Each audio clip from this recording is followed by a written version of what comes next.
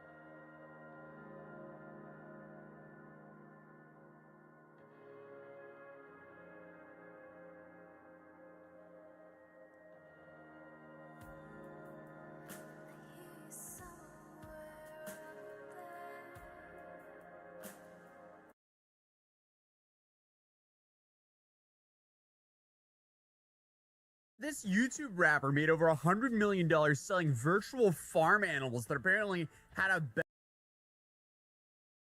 better investment strategy than half a crypto. Yeah, this is definitely one of those stories that I'm sitting here like, how did this happen? Why did this happen? I can't believe that it happened. I just have so many questions about it. As I was researching this video, I'm sitting here like, kind of in disbelief, because it kind of sounds a little bit less like financial crime and more like some weird Black Mirror episode. Because the thing this guy did, he didn't rob a bank. No, he didn't hack some massive institution or company. No, he allegedly convinced over 100,000 people to invest real money into virtual cows inside of a 100,000 people mobile game, and he somehow turned that into one of the biggest fraud scandals in modern Turkish history. Okay, so in Turkey? meet Mehmet Aydin, a Turkish entrepreneur and former rapper. Yes, the international fugitive accused of running a massive Ponzi scheme was also, I guess, a YouTube rapper. But I didn't reportedly uploaded rap music online under the name of Ego Man, which in hindsight might be a little bit of a subtle hint that he would have the ego that guy. You know, run $100 million Ponzi. But I mean, that's safe impressive. To say the music videos are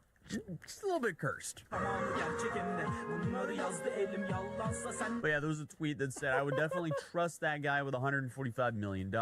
You see, anything is possible in life. Somebody did. Yeah, I mean, I think that's impressive. I do. Apparently, this guy can steal over $100 million. And during his YouTube rap career, he was also working as a dishwasher in Bursa. So the dude wasn't some Silicon Valley billionaire creating this cow token, to put it lightly. This was essentially a young guy in his 20s who saw an opportunity, to put it lightly, because I gotta respect it, right? I mean, you gotta put him in jail, but like, damn. Back in 2016, Aydin launched something called Çiftlik Bank, or Farm Bank. And honestly, it kind of looked like a Turkish version of Farmville. You had cartoon cows, chickens, and sheep. It had little farms with cutesy graphics. But the big difference is people weren't farming for fun. No, they were investing real money. The idea is simple. You start and manage your own farm. You use gold as a currency to buy animals like chickens, goat, cattle, and bees. You earn cash back by selling the honey, eggs, and milk that your animals produce. You can then use the profits from these sales to buy more livestock and so on. Oh, dude, I bet, in South America, probably everybody's doing this. Oh my God. This is where they all play these games. You can also pay real money to buy virtual gold and run your farm. And that's not just some pay-to-win model. If your farm does well and you make some proper virtual gold, you can exchange your virtual proceeds back into real money. So the idea was users could buy virtual livestock and farming equipment inside of the app. And according to the company, that money would actually go towards funding actual agricultural projects and livestock farms in the real world. And in return, players were promised a portion of the profits. And at the time, the pitch actually hit people from multiple angles. Yeah, it's pretty good. Turkey's It's a good agriculture idea. sector was struggling. People wanted investment opportunities. And I guess the app looked modern and tech-driven. Then I guess the most important one, the company worked really hard to make itself look real. So it wasn't just some random mobile app sitting in the app store with fake reviews. No, FarmBank created physical show farms people could actually visit in person. And they even opened branded stores selling products connected to the company. Honestly, my question is, how did this guy get the startup capital to do this? Wait, so so this 20-year-old guy did all of this? It would be quite complicated to set all this up on a dishwasher salary. But regardless, because he's of a dishwasher? all these demos... What is this fucking new... This is like Turkish Scarface. Investors could walk around and physically see the animals connected to this business. Essentially, the dude LARPed as a farmer. And the scam, I guess in a way, was kind of genius, at least in the most evil way possible, because once you give someone something physical to look at, it's a lot easier to fool. And especially, you know, crypto 2016, when you have something physical tied to it and the investors can see it, it feels less like magic internet money and more like a real thing. Yeah, you're really going to get something out of it. Because the numbers behind this thing got insane very fast, because within a year and a half, FarmBank exploded across Turkey. And reports varied about this, but people were saying somewhere between 75,000 and 130,000 people actually invested into this. So that's crazy. And some reports... I could expect that, yeah. I mean, it sounds like a great idea, especially whenever you count all the free-to-play people that are trying to do it to make a career because they don't have any money in the country they live in. Yeah, exactly. Were claiming there were hundreds of thousands more users just playing the game without even investing. And a whole bunch of estimates are saying it was about $131 million deposited into this. Lira. But others are saying $250 million or even $300 million in the equivalent of Turkish lira. So regardless, you know, 130 million to 300 million. This is one crazy heist. But of course, to get that many people involved, it kind of operated like a Ponzi to begin with, because at first people are actually getting paid. Yeah. So, you know, the new money seemed like it was paying the people who got in first. Yeah. And then it just kept recycling like that. So players were reportedly saying they were earning money from their virtual livestock, which then made the whole thing feel legitimate. So people then started telling friends and family that the app actually worked. And once people started saying, no, seriously, I made money from this, people started dogpiling in. And so yeah, exactly, because it worked probably at the beginning, right? So that's why you get people in. The app itself encouraged consistent reinvestment. Here it is. So users weren't just like buying animals once. No, they also had to spend money on upkeep. So they had to do, supplies, storage, and maintenance tied to the hypothetical livestock that was tied to their money in the virtual currency. This is so crazy. But honestly, though, it kind of sounds a lot like some of these like 2021 NFT scams. Yeah, there's a lot of those. Like, Regardless, Farm Bank marketed itself as innovation, and the company promoted itself as this futuristic blend of gaming, agriculture, and investment. And it was trying to like position itself under the narrative of we're helping Turkey revolutionize its farming industry. Oh, dude, I'm really starting to like this guy. I'm sorry, but that fat YouTube rapper, I'm kind of on his side. I think free him. So far, I really feel, I think free him. And a whole bunch of people were clearly on board because you have major Turkish TV personalities and celebrities promoting the app publicly. He's got celebrities and oh my god, branding started showing up in real stores and real products carried the company logo. And at one point, Mehmet Aydin was even claiming the company would help finance one of the largest dairy farm projects in Europe, which is just such a bizarre, startup promise that, hey, in 2016, I could see how that almost kind of worked. Or, well, actually, it did kind of work Respect the game, a little bit at least, because I like that. you just put the right buzzwords around a bold enough project, it seems like you can raise some money, even though it's illegitimate. But I guess behind all the branding and hype, the cracks in the foundation were already forming, because eventually people started trying to withdraw their money, and suddenly things got weird. So by late 2017, complaints started piling up from users who said payments were slowing down or stopping up entirely. And this usually means that, we're at the end phase. We're at the end game of the Ponzi schemes when the payments stop. Or, well, the start of the end game at least. Because the scheme only works as long as new money's flowing in. That's so right. If people start saying, uh-oh, we can't get our cash out, that pretty much halts all the new money. It's a run on the bank. We've had this happen That's when before. Turkish regulators started paying a lot more attention after growing complaints from users who claimed they weren't receiving profits anymore. So authorities began investigating into this company, and suddenly Farm Bank's exciting image, just collapsed overnight. So after Farm Bank started to collapse, Mehmet Ayan's response to all this pushback was quite odd, to put it lightly. What did he say? Because instead of calming investors down, reports say he sold all the shares in the company and started backing away from the business. Right as panic was at its roach out. All right. They got me. I gotta go right now. I'm done. Oh, nope. It's enough. Yep.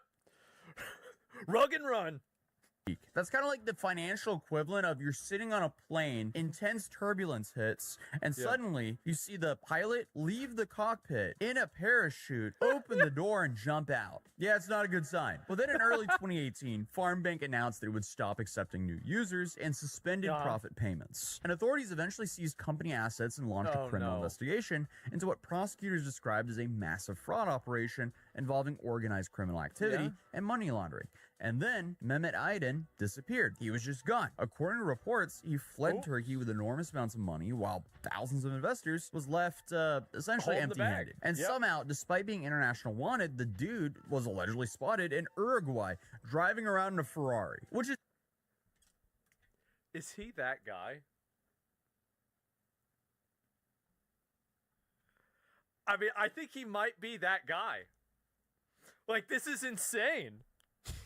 Something I will never understand, because imagine you scam people for millions of dollars and you now desperately need to lay low. Why would you ever want to drive a bright, loud car to bring as much attention as possible to you? But obviously, because of this genius move, Interpol got involved, because people suddenly were like, wait a minute, who's that young guy in the Ferrari here in Uruguay? We've never seen him before. So reports claim that victims became so furious that bounty posters were starting to offer hundreds of thousands of dollars for information of just about this guy. So that's not good either. So again, why are you driving around a Ferrari then? What he really should have done was the 3 years in Dagestan bit. I guess that meme didn't really exist at that time, but still, he should have just vanished. Bro could have became a real farmer in rural Mongolia. It would be pretty hard to find him then. I don't actually know. I'm talking nonsense, but I feel like nobody know. I don't really know where Nobody really knows where Mongolia is, right? I mean, like, let's be honest.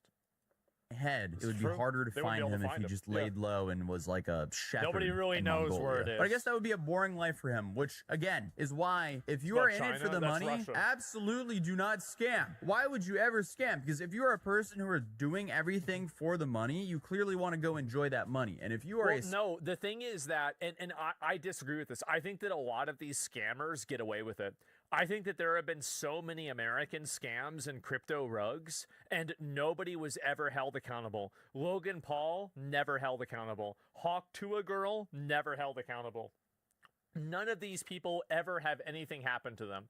They totally run away with the bag. They make all the money. Nobody gets in trouble, and they keep everything. That's the way it is.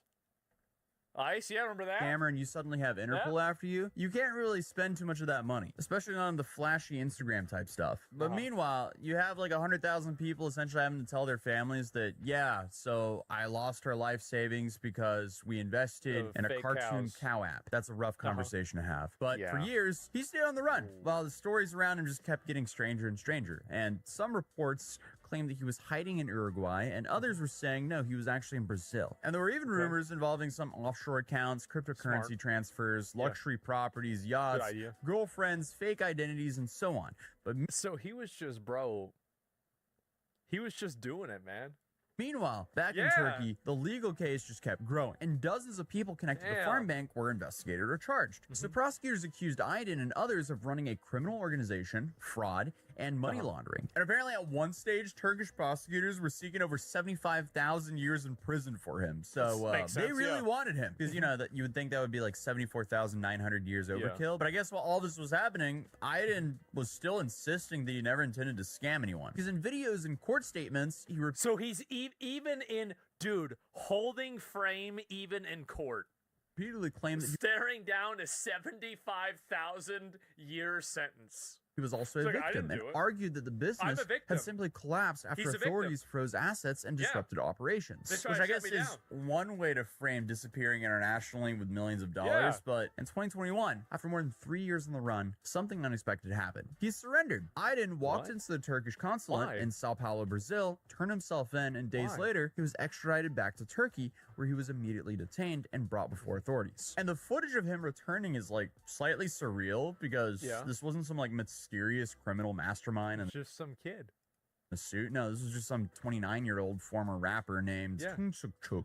Did I pronounce that right? Tunçuk. Or chubby boy? I don't know, but apparently it translates to little chubby boy. How are you my going to be a God. rapper, then go to prison, and your nickname is Little Chubby Boy? And then, of course, on top of that, rob 100,000 people of their life savings. He's just not setting himself up well here. But I mean, I don't know if it was their life savings. It's probably a lot of once money, he was in though. prison, Aydin started giving interviews and making statements that sounded completely disconnected from the entire situation. Because at one point, while facing tens of thousands of years in prison, he gave an interview basically talking about how comfortable prison life was. I'm not He's that guy. joking. He described his prison cell like someone reviewing an Airbnb. He talked about having a TV, tea, coffee, wardrobes, regular meals, and even preferred Turkish prison over Turkish student dorm rooms, which He did it for safety. I think that's what happened. I think that realistically, he probably turned himself in because a lot of those bounty hunters and people that were going to kill him found his location, and he realized that they would continue doing it. So he thought that the best solution would be to turn himself into the authorities for security. That's probably what happened. they gotta fix that if that's true. And in quote, he said the prison meals were 1,000 times better. So again, if that's true, they absolutely have to fix that. Well, Like, come on. hey, his name was Chubby Boy, right? So he probably thinks about that a lot. We can't be incentivizing prison over studying. That can't be good. But imagine being the victim here. You were fooled because you invested in some virtual cows. And now the guy who sold you the virtual cows is now on TV saying, honestly, the prison food's pretty good. That would not be an ideal I'd be predicament pissed. to be in. I'd be But then on fucking top of that, he furious. said Yeah. if he could go back in time, he would do it all again without any mistakes. So it's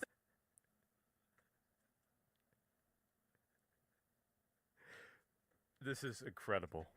This is, wow. Instead of, oh, I What a regret hurting champion. people, he was like, I should have made sure scammed the him better. scheme could have gone on for longer. I Yes. don't know. But then you have one of the more interesting legal defenses As I've one viewer heard, for because sure, yeah.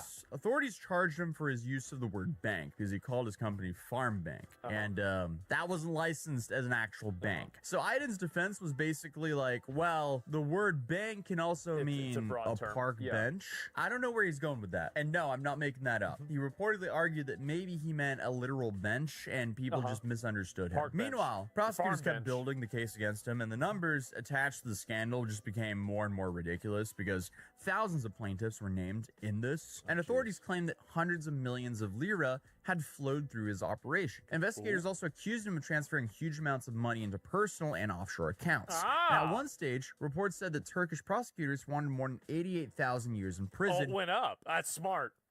for Mehmet. 88,000 years in prison. How is Yeah. that worse from the 75,000 years in prison? There's no difference between 88,000 years and 75,000 years. Well, you never know what's going to happen.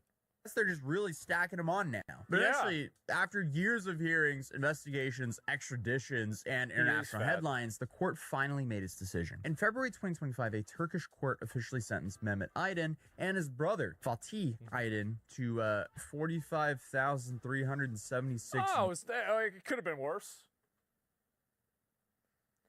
Yeah, could have been worse. 40. I mean, really, that's like half the sentence that he was looking at. I think that's not so bad.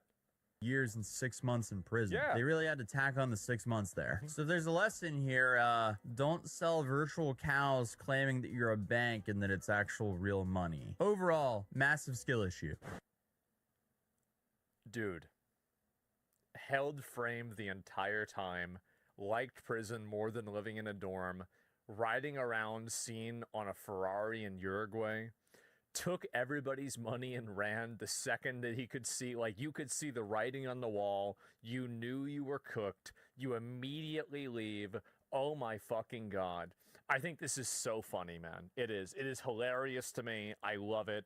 I think this guy's a champion.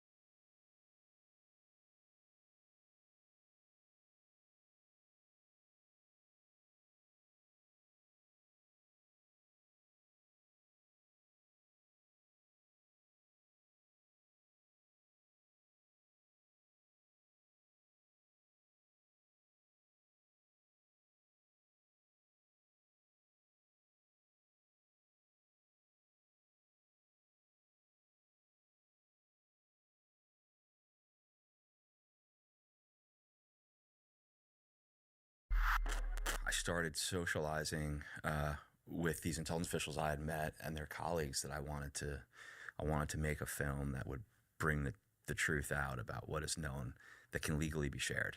All these people are privy to classified information, but there's a lot they can share. They've just been historically discouraged from doing so. Right. And I wanted to make the doc that gave them a platform to share what they lawfully could, and really kind of open the public's eyes to what's really been going on.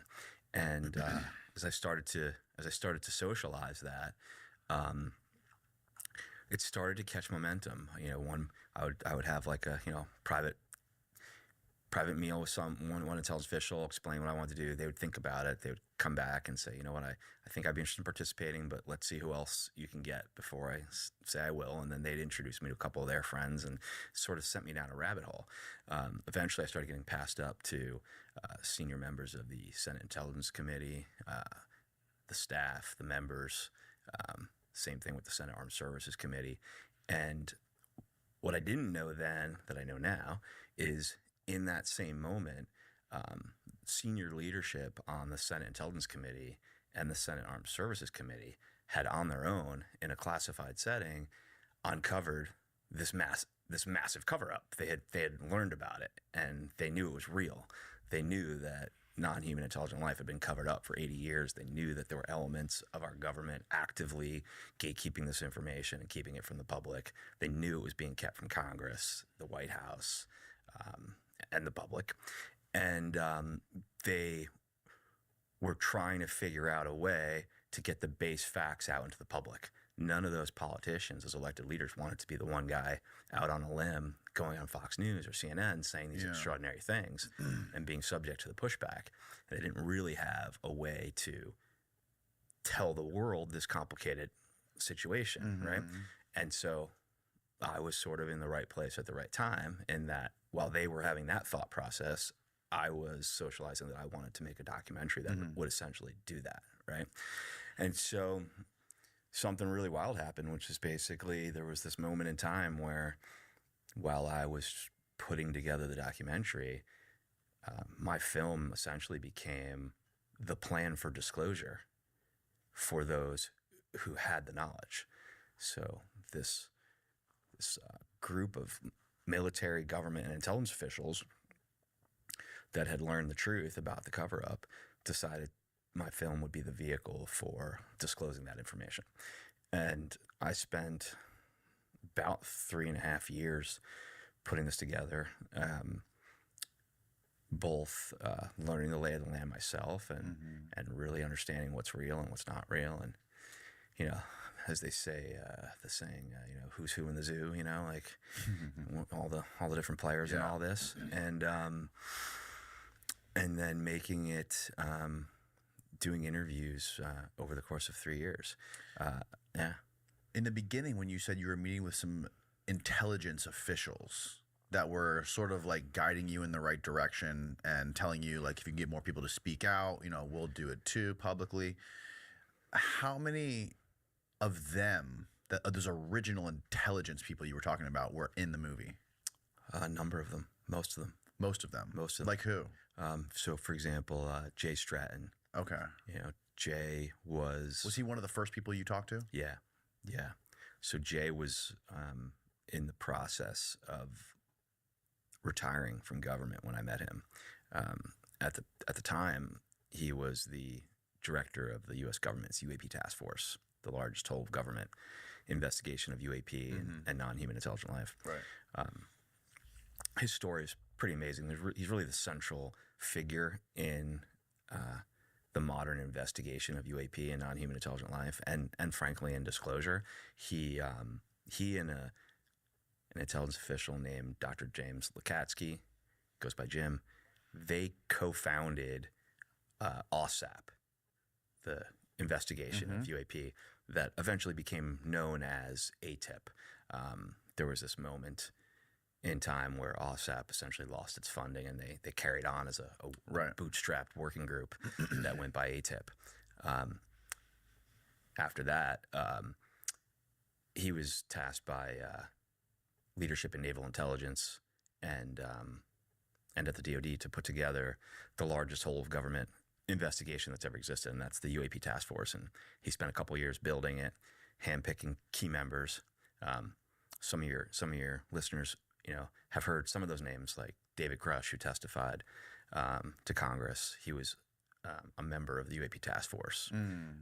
Yeah, that was a big deal when he came out. Yeah. So he was one of the people on Jay's team. Was he in the film? Yeah, he was in the film, wasn't he?